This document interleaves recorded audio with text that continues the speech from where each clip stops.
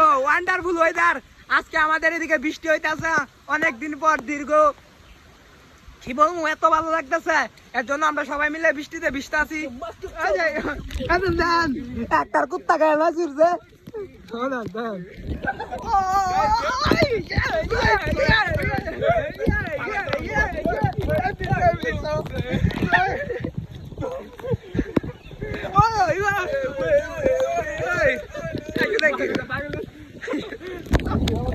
আসলে কি কমু গাইস, অনেকদিন পর এত ভালো লাগতেছে।